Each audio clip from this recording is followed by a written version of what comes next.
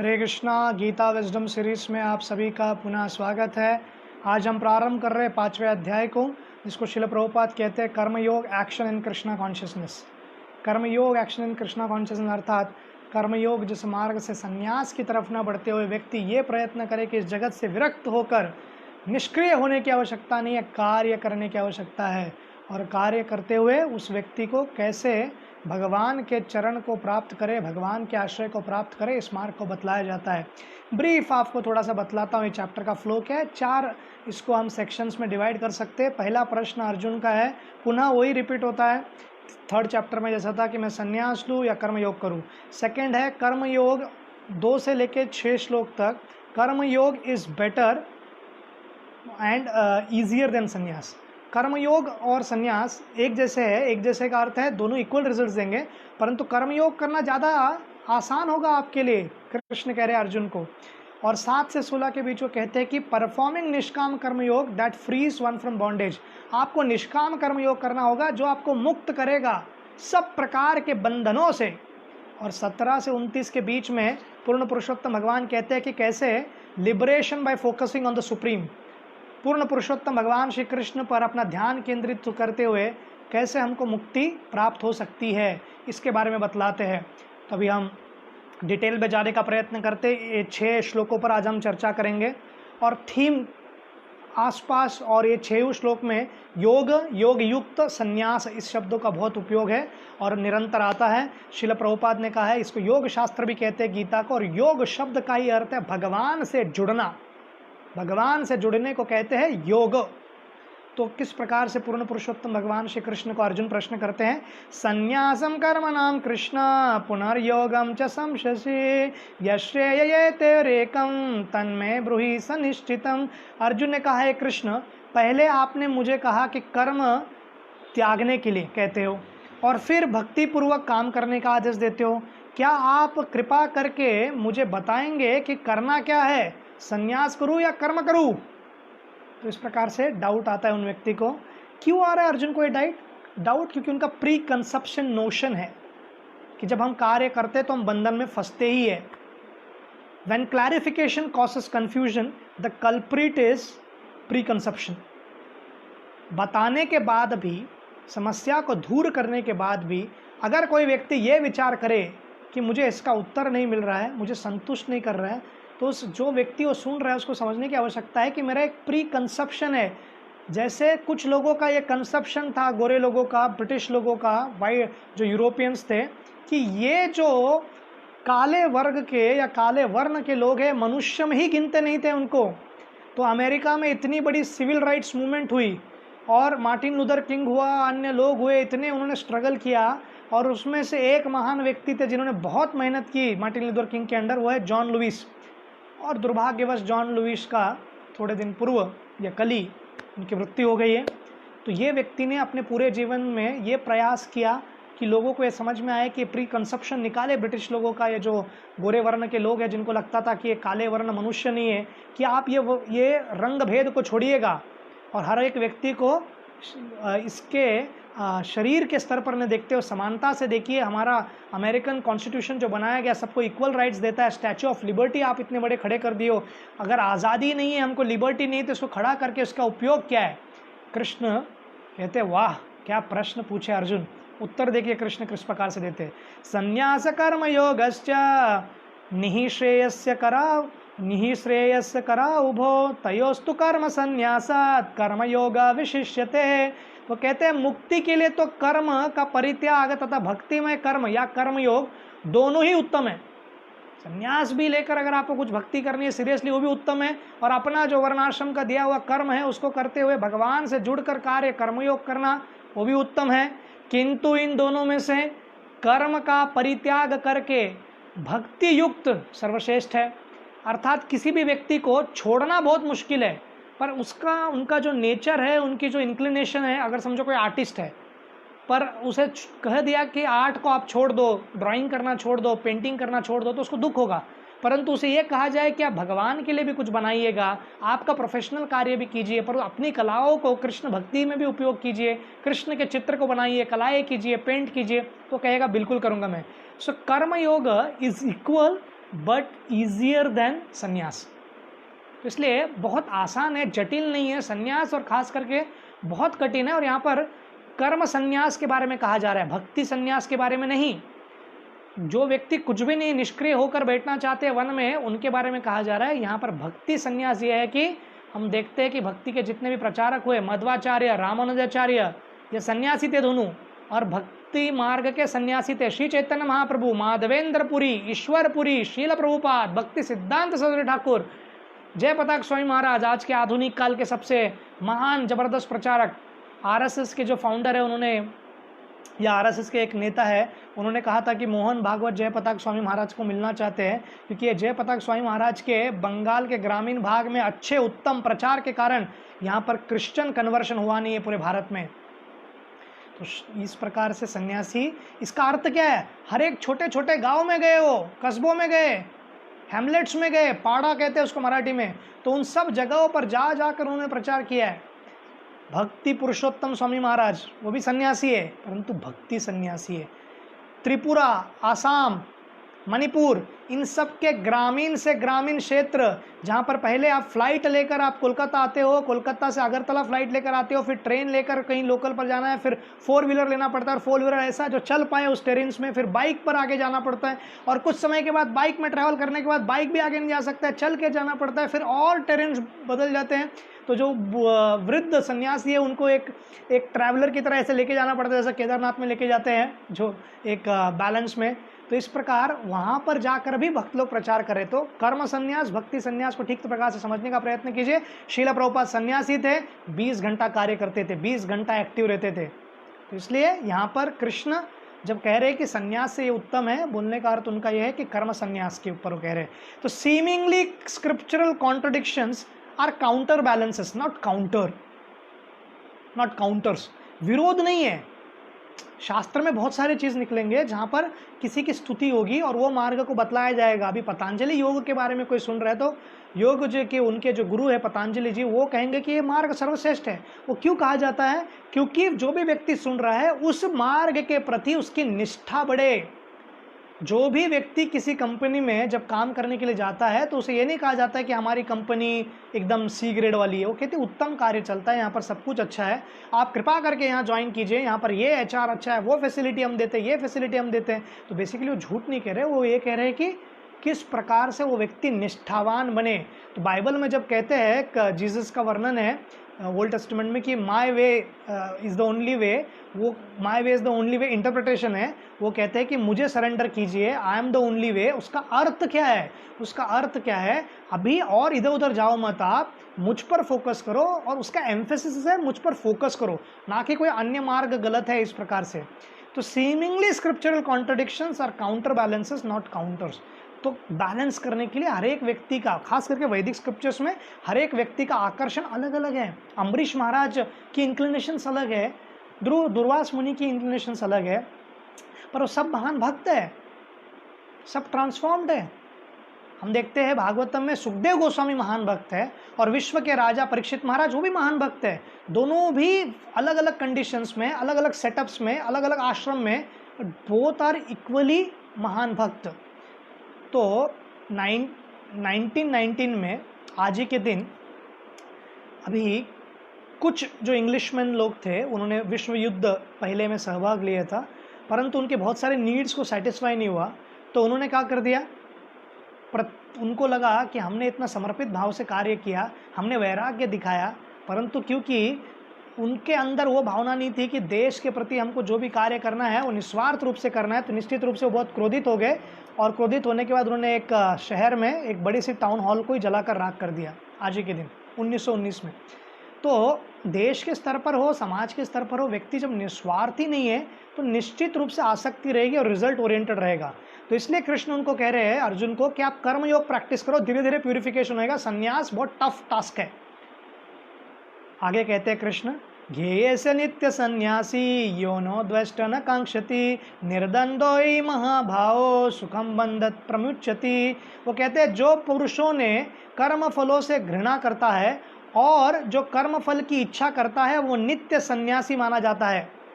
यह महाभाव अर्जुन, ऐसा मनुष्य समस्त द्वंद्व से रहित होकर भव भगवान के धाम को पूर्णता मुक्त होकर प्राप्त करता है। यहाँ पर यह कहा जा रहा है कि कर्मयोगी एक ट्रू सन्यासी हो सकता है। एक ट्रू सन्यासी वो है जिस व्यक्ति को अपना भगवान से संबंध जोड़ना आ गया है, और वो सन्यास में रहे, ब्रह्मचारी आश्रम में रहे, गृहस्थ में रहे, वानप्रस्थ में रहे, वो कनेक्टेड है। और इसलिए जब भी व्यक्ति को कहीं पर जाकर रिट्रीट करने को मिल सकता है या पीछे रिट्रीव कर सकता है, पर एक्टिवली अगर पार्टिसिपेट करे, वो ज़्यादा लोगों को प्लीज़ करता है। 1857 में जब सभी लोग भारतवर्ष में अंग्रेज़ों की गुलामी को मान लिए थे, एक व्यक्ति के जीवन में उनसे लगता था कि मेरे जो धर्म है, मेरे जो धार्मिक कार्य है, वो मुझे ये करने को नहीं परमिशन देती है, वो है कि मैं गोमांस को खाऊं। तो जो कार्ट्रिजेस थे जिससे बंदूकों की गोली चलती थी, वो चर्म से बनता था, गाय के और सूअरों के। तो मंगल पांडे, जिनका आज ही जन्म हुआ था 1827 में, वो व्यक्ति 30 वर्ष के थे और उन्होंने पहला भारतीय स्वतंत्रता का संग्राम लड़ा, और उसका मुख्य उद्देश्य क्या? धर्म की रक्षा, राष्ट्र को स्वतंत्र कराना ये उद्देश्य है। पर सर्वप्रथम मैं शुद्ध आत्मा हूँ, वैदिक सनातन धर्म में जन्म लिया हूँ, गोमांस को खाकर, गोमांस को मेरे मुंह से लगाकर मैं पापी नहीं बनना चाहता। तो इसलिए वे पीछे हटकर या अंग्रेज़ों की केवल गुलामी करते हुए, या ये सबको छोड़ दो, मैं जाकर वन में जाके हिमालय में रहता हूँ, हिमालय में थोड़ी ना आते थे अंग्रेज़, तो वहाँ रह सकते थे। नहीं, हमें कुछ करना है। एक्टिवली पार्टिसिपेट किया, और उन्होंने जो ज्वलंत एक ज्योति जलाया लोगों के हृदय में, भारतीय लोगों के हृदय में, उसके कारण 19 साल के बाद या 90 साल के बाद, 90 ईयर्स के बाद देश स्वतंत्र हुआ 1947 में। तो बलिदान देना पड़ता है। तो चौथे श्लोक में कृष्ण कहते हैं, सांख्य योगो पृथक बल प्रवदंती न पंडिता एकम अपश्यति सम्यक उभयोर विंदते फलम। वो कहते हैं कि कर्म योग और संन्यास एक ही है, एक ही स्तर का है, सेम है, तो आपको डिफरेंस करने की आवश्यकता नहीं है।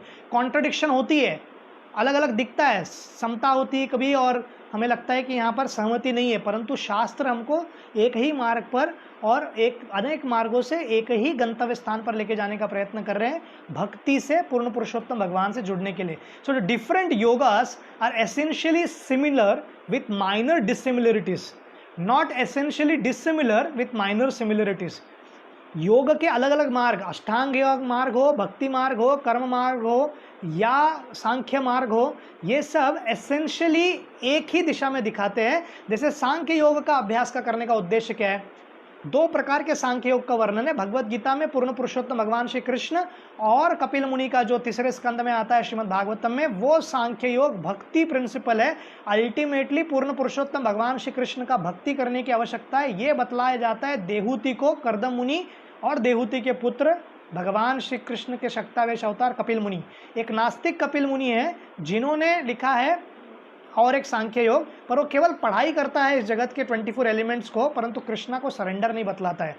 5th जो हमारा 5वां स्कंद है, उसमें कॉस्मोलॉजी का वर्णन है, इस जगत में कहाँ पर क्या प्लैनेट्स है। पर भागवतम का कॉस्मोलॉजी के प्रति और उसका अभ्यास का मुख्य केंद्र क्या है कि उसमें वर्णन एक रहता है within cosmology there is something called as cosmography. Cosmography का अर्थ है हर लोक के और दूसरे लोकों के बीच क्या अंतर है, सूर्य और चंद्र के बीच कितना अंतर है, पृथ्वी और चंद्र के बीच कितना अंतर है। इसका ज़्यादा मेंशन नहीं है भागवतम के कॉस्मोलॉजी में। क्या क्या मेंशनड है? इस लोक पर विष्णु की इस प्रकार पूजा होती है, इस लोक पर रामचंद्र की इस प्रकार पूजा करते हैं वहाँ के लोग, इस प्रकार से अन्य लोग अन्य लोकों में सेवा करते हैं। अल्टीमेटली वो बता रहे हैं कि पूरे ब्रह्मांड में किस प्रकार से भगवान श्री कृष्ण की सेवा हो रही है, भगवान श्री कृष्ण का पूजा हो रही है। तो इसलिए आप भी करिए। और बेसिकली क्या बताने का प्रयत्न कर रहे हैं? पीएचडी नहीं करना था परीक्षित महाराज को कॉस्मोलॉजी में। सुखदेव गोस्वामी का गोल क्या है? 7 दिन में इनका जीवन परफेक्ट कराना है, और इनको भगवान की चेतना में इनकी जीवन करने के बाद भगवत धाम जाने लायक परीक्षित महाराज हो जाए। ये मुख्य उद्देश्य था सुखदेव गोस्वामी का। तो भागवतम का उद्देश्य क्या है? कृष्ण से रति, कृष्ण के रस का आस्वादन। तो इसलिए हम जब वैदिक शास्त्र पढ़ते हैं, so we don't have to get into technicalities, mathematics क्या है, ये क्या है, क्योंकि सूर्य सिद्धांत का जो कॉस्मोलॉजी है और ये भागवतम का जो कॉस्मोलॉजी है डिफर करता है, क्योंकि दोनों का पर्पस अलग है। पर्पस डिफाइन करता है कि सब्जेक्ट क्या होगा, उद्देश्य क्या है भागवतम का? भक्तों के अंदर भगवान के प्रति रति और रस कर, जो कृष्ण का रस है, उस रसामृत का आस्वादन कराना।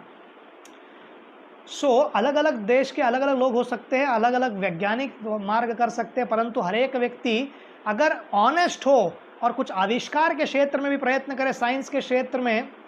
आज ही के दिन एक महान व्यक्ति का जन्म हुआ था, कोल्हापुर के थे वो, जयंत नारिलकर।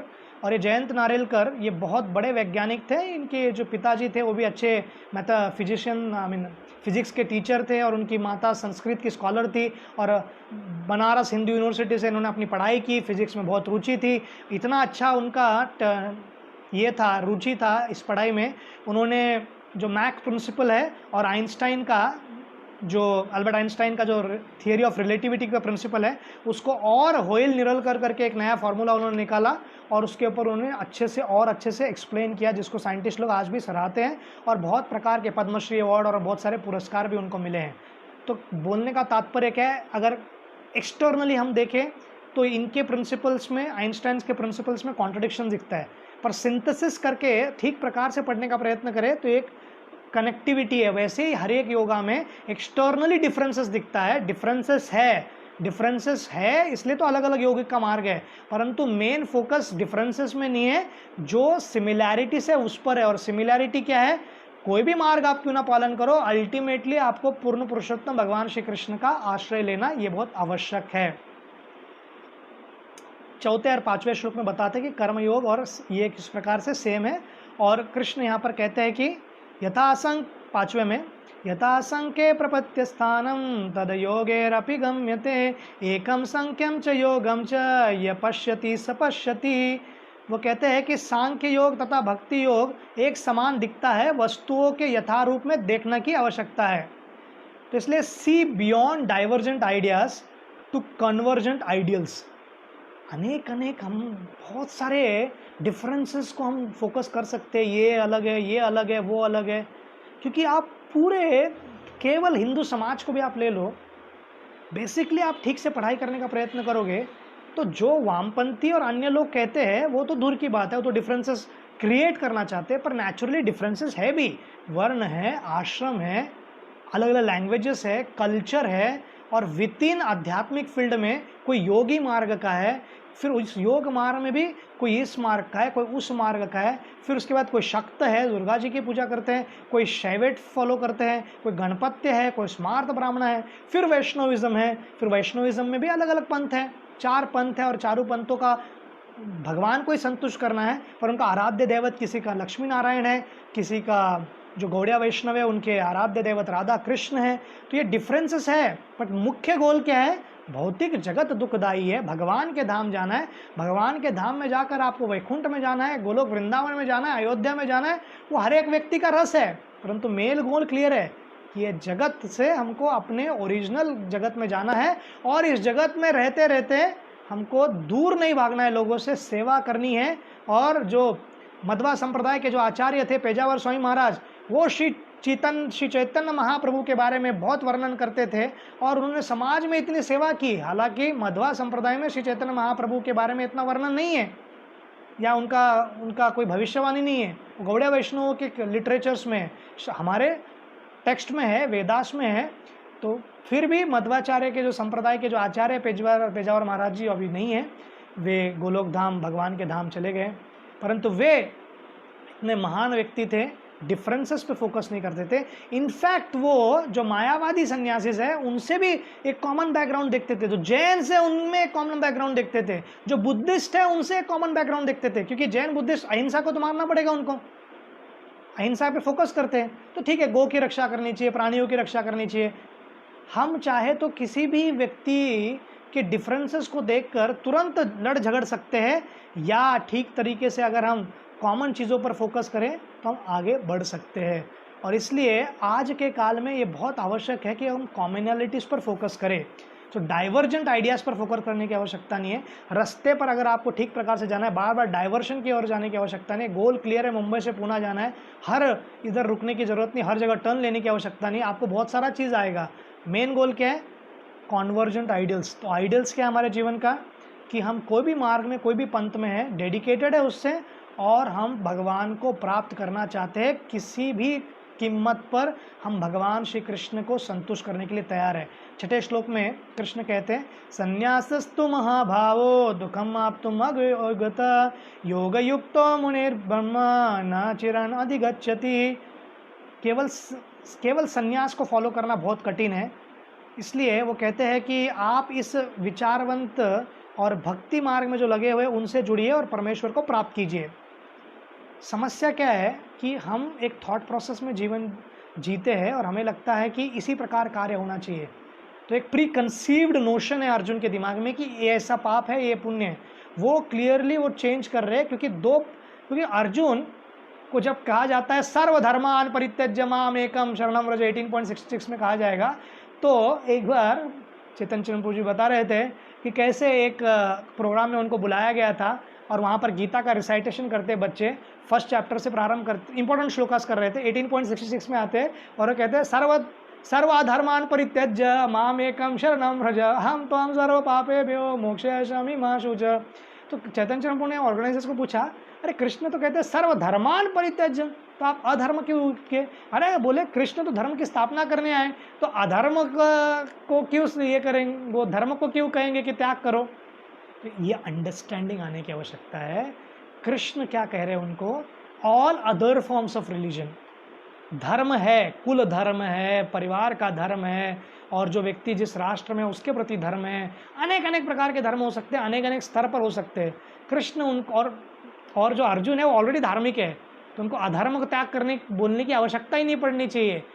कृष्ण यहाँ पर धर्म क्यों कह रहे हैं? क्योंकि हाईएस्ट प्रिंसिपल क्या है, जो भी हमारा कुछ भी धार्मिक प्रिंसिपल्स के ना, हाईएस्ट प्रिंसिपल है सरेंडर अनटू मी। कृष्ण को पूर्ण प्रकार से शरणागत होने की आवश्यकता है और जीवन के अंत में हमको प्रयास करना है कि किस प्रकार से हम उनको शरण जाए। The monkey may not be on our back but it is inside our head. और जो कहते हैं कि बहुत सारी जो समस्या है, जो हमारी मिसअंडरस्टैंडिंग है, वो हमारे कंधों पर तो नहीं है बिल्कुल, परंतु अभी क्या है, हमारे दिमाग में है। समस्या किधर और नहीं है, बोझा नहीं इस जगत का। दिमाग में अगर ऐसा कंसेप्शन हो कि इस जगत में केवल हमको भोग करने के लिए आए हैं, हम मज़ा मारने के लिए आए हैं और केवल हमको एन्जॉयमेंट चाहिए, एन्जॉयमेंट मिलता भी नहीं है।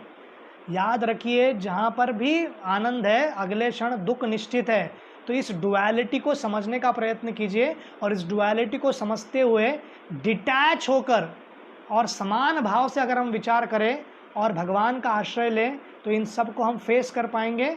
और इस प्रकार से कृष्ण धीरे धीरे अर्जुन के चेतना को उठा रहे हैं और उनको ये बताने का प्रयास कर रहे हैं कि एक्सटर्नल संन्यास लेने की आवश्यकता नहीं है, इंटरनली आपको वैराग्य होना चाहिए, इंटरनली आपको डिटैचमेंट आना चाहिए। और ये बहुत महत्वपूर्ण है।